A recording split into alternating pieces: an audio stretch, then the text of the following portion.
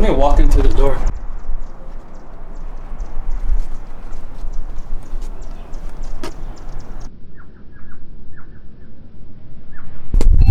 This is the 2023 Giant Propel Advanced Pro frame set. It's their second highest tier frame set.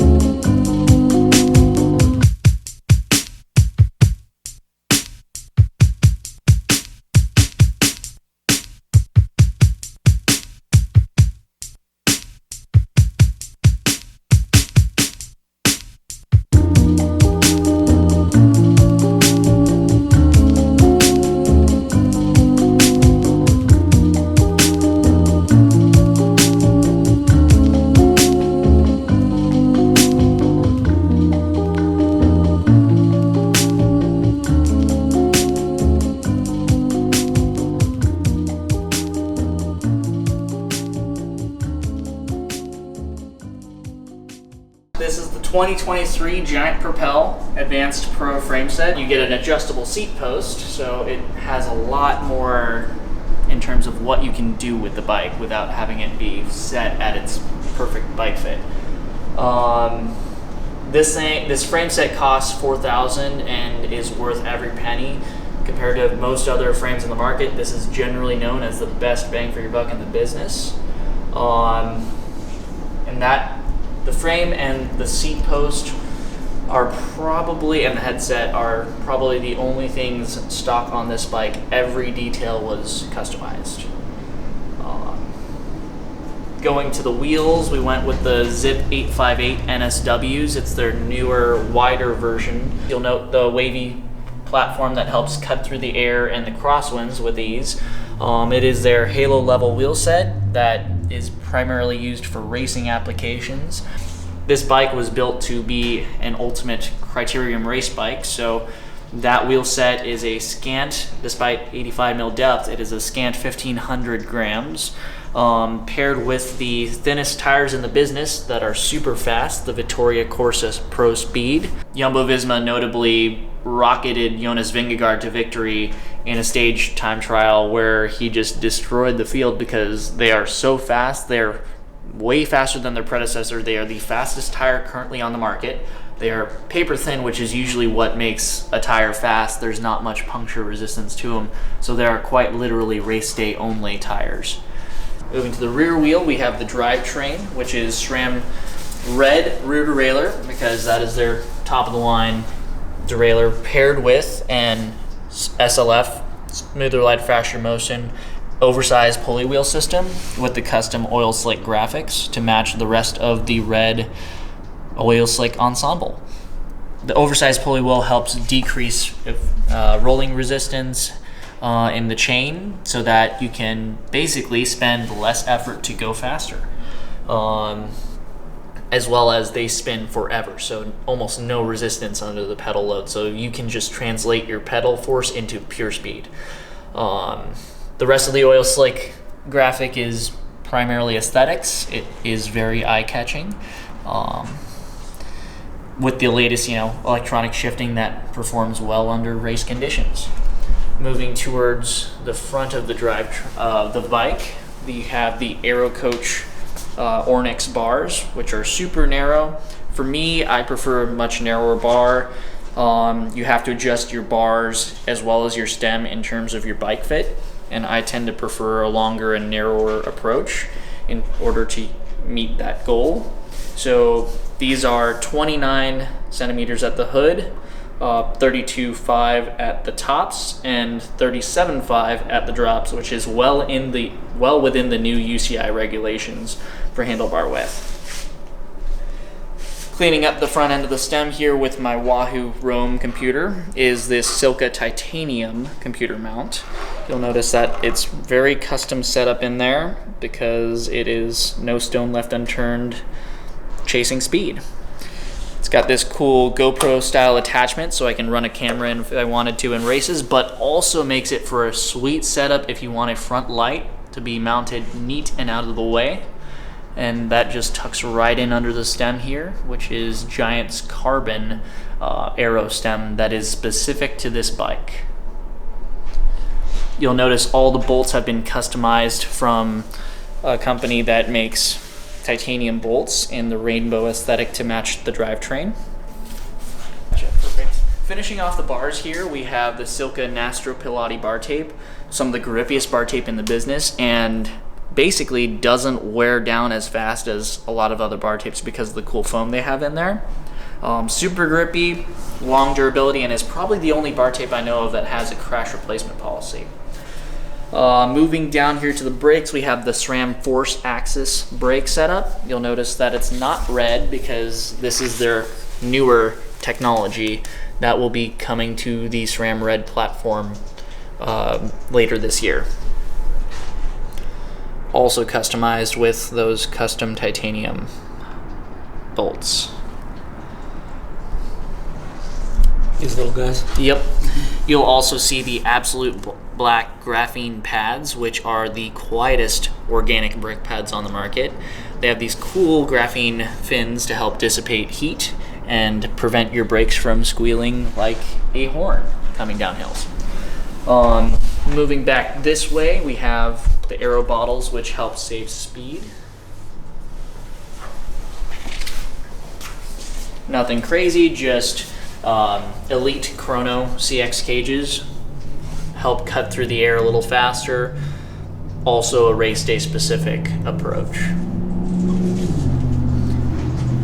Going back down to the crankset here, we have the Rotor all-2 carbon InSpider. So we've got an integrated spider-based power meter with some of the lightest cranks on the market at 165 millimeters long.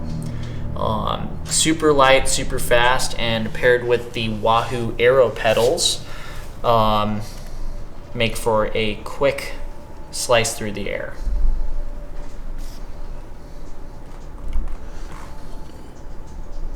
The golf ball dimples help cut through the air even faster. Coming up this way to the saddle, we have Cadex's subdivision of a Giant brand, and their super lightweight saddle. This thing almost feels lighter than air. Full carbon, super comfortable. For me, at least, saddles are very specific to the rider. Works great. I might expand on something potentially 3D printed as far as saddles technology goes down the road. Coming back this way, we've got this cool Lezyne tail light. This is actually their strip drive alert series. The best thing about this light is as I brake, it has an accelerometer in there that detects my slowing and makes the light brighter. So it effectively functions as a brake light. Best part about the new Lezyne generation of lights is they are USB-C compatible, and they have a quick charge feature so that you don't have to worry about charging your lights all night long. So they get up to 85% in about 15 minutes. The Rotor InSpider has this cool aero shroud that helps ease the transition of air onto the chainring. This is actually Aerocoach's 1x. It's a slightly oval chainring. You'll notice by spinning it backwards here. Oh, I see that.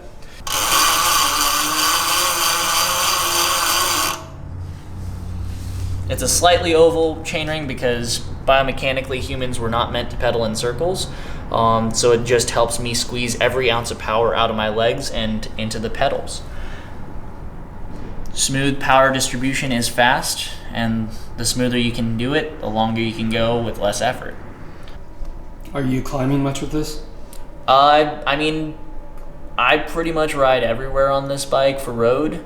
I'm having a 1x chainring, not using a front derailleur. I'm very at home out of the saddle up climbs. It's a little bit more mathematical because I'll typically change chainring size and cassette and chain to match that up depending on the course. So if it's a hillier course, I'll size down the chainring. If it's a flatter course, I'll size down the cassette so it's a little bit more transitionary between gears, and maybe even in some cases step it up to a 58 to chainring if the course is flat enough. So every time you're going to race, you typically modify something on your drivetrain? Typically, yes. Wow, that's not cheap. No, it's not. But then I'm pretty much performing. I can leave every ounce of energy out on the course, and if I don't perform as well as I'd like, then I know I need to just train more because the bike has done its job. The math is there, the bike is there. I just got to do the legs. The bottom bracket is SLF Motion, also maker of these crazy ceramic pulley wheels. It's a ceramic, so it lasts longer and spins faster, so it's less work. So these are the SRAM force axis shifters. You'll notice that they're not red to match the rear derailleur, and that is because this is the most updated platform SRAM has made for their shifters. The newer generation of shifters here for force have the flatter hoods to mimic the rival, one step lower than this, but they have carbon blades and they have this cool holographic graphic. SRAM Red will soon receive this update later this year. Probably towards the end of the year we'll see that roll out, and then that will get updated with that and a whole bunch of other new features. Giant has 3 tiers of this frame set. The seat post is compatible with both the middle and lower tier of this frame set. This is the Pro Advanced. The Advanced is 1 step lower and just uses slightly heavier carbon. And then they have the Pro Advanced SL, where this seat post is actually part of the frame itself. And that's super lightweight. It's about 0.6 pounds lighter than this bike if I were to go with that setup. But then, if I wanted to change my saddle height, I would have to chop the seat tube. Wow. What size is the frame? This is a 56 centimeter frame, referred to Giant by medium large. You'll notice that my headset is slammed because based on my bike fit, this is where my bars need to be. Slamming the stem is not necessarily better for everyone because you have to be able to hold that position. So I was very tempted to run down a size. However, if I run down a size, then I wouldn't be stretched as long, and I did need to be not cramped up on the bike. How tall are you? What are some of your sizes? I'm 5'10" and a half, but I've got a 6'4" wingspan, perfect for hugs. I've also got a 34-inch inseam, so you'll notice that the saddle does seem pretty tall compared to the bars, but with my athletic background, I'm flexible enough to pull it off for the duration of my races. Yeah. You do triathlons? I used to do triathlons competitively, and then I switched to more of a criterium and time trial based focus. So that's where you'll kind of see more of the deeper wheels and the Aero frame kind of coming in, where my background kind of lends to that, as well as the crazy narrow bars that most people don't run. It's just all about cutting through the air faster. And so when are you riding this bike with those tires? Pretty much only in race scenarios. Again, they are paper thin tires, so they are super fast, but our roads are so rough they're not going to be able to handle maybe a ride or two out there. Criterium is pretty much the name of what this bike does. Effectively, it's like road bikes doing NASCAR on city streets.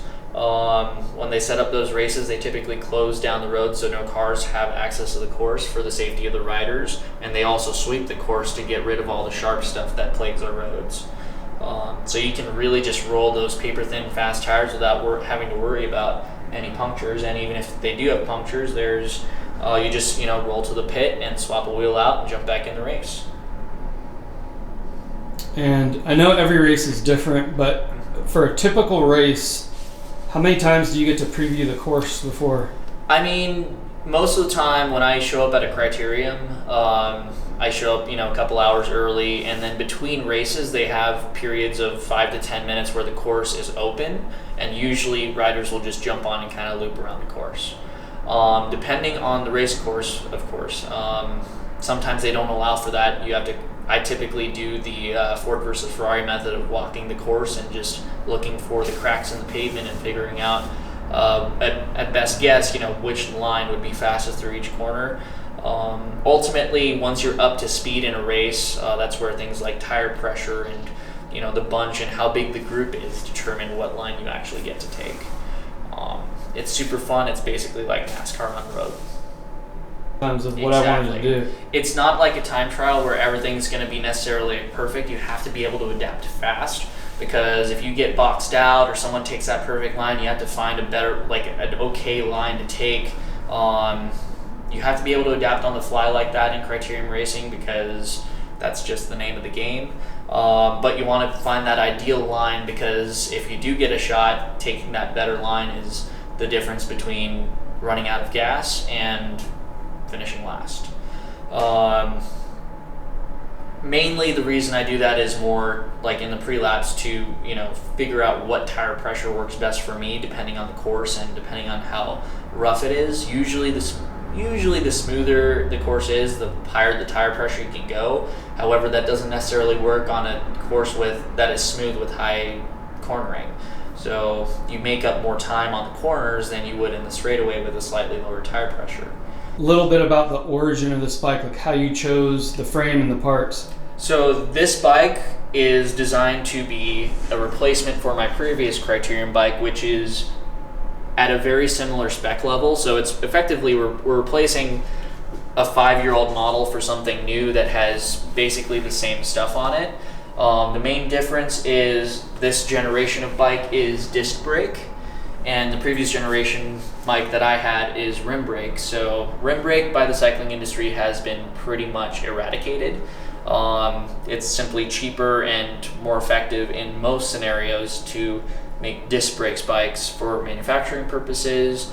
In a racing application, even the World Tour pros have been fighting off moving to disc brake because there is an inherent weight discrepancy where disc brakes are typically heavier. The current disc brake bikes now get a lot closer, but they're still not as light as their rim brake counterparts. For example, while this bike is overall faster than my previous bike, that one weighed about 15.5 pounds and this one weighs 17. So even with the top level parts, disc brakes is still heavier than rim brakes. Different frames can change that. Obviously, I could have gone with the lighter frame set build and shaved off about 0.6 pounds. But ultimately, for my goals with this bike, a little bit of weight doesn't actually hurt me, especially on a pancake flat criterium course where aerodynamics is exponentially more important than weight. Weight typically matters more at a break-even point of 15 kilometers per hour, which equates to 9 miles an hour. So pretty much with this bike, the goal was all out, almost no holds barred, within budget, budget being a very loose term in this scenario, racing bike. This is designed to be effectively a Formula One race bike. So, I took a little bit of a weight penalty on the frame, but pretty much all the components that outweigh just a frame were diverted funds into. So, for example, this Zipp wheel set, which is $4,400 retail, super fast, super lightweight compared to other wheel sets of its depth. This is 85 mils deep and weighs 1,500 grams. The next closest thing on the market is approximately 100 grams heavier. So it spins up faster and it cuts through the air and the crosswinds better.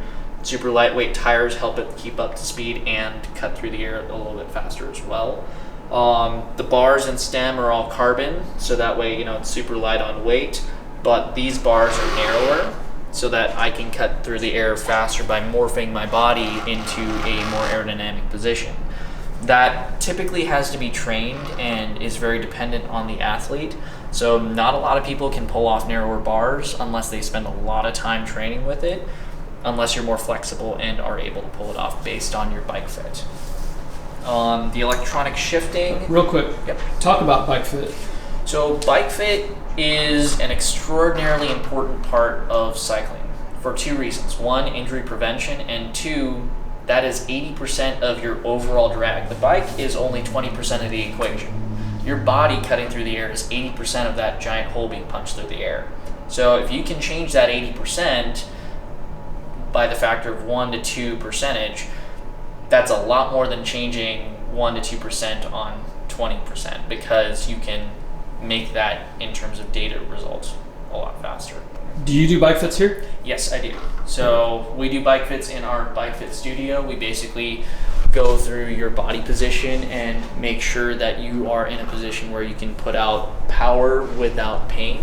Bike fit is not an exact science. You can fit within a range of areas. So if you go to one bike fitter and say, hey, fit me, and then go to another bike fitter, they could come up with two completely different fits. The goal is that we get you based on your goals. So if you're, an endurance rider and you want to be comfortable, generally that's more upright, but not always so. Or if you're a racer, it's typically meaning finding the fastest position that you can hold for the duration of your race. That goes over things like crank length. In my case, I run 165 mil crank arms so that I can open up my hip angle and hold a more aerodynamic position more easily.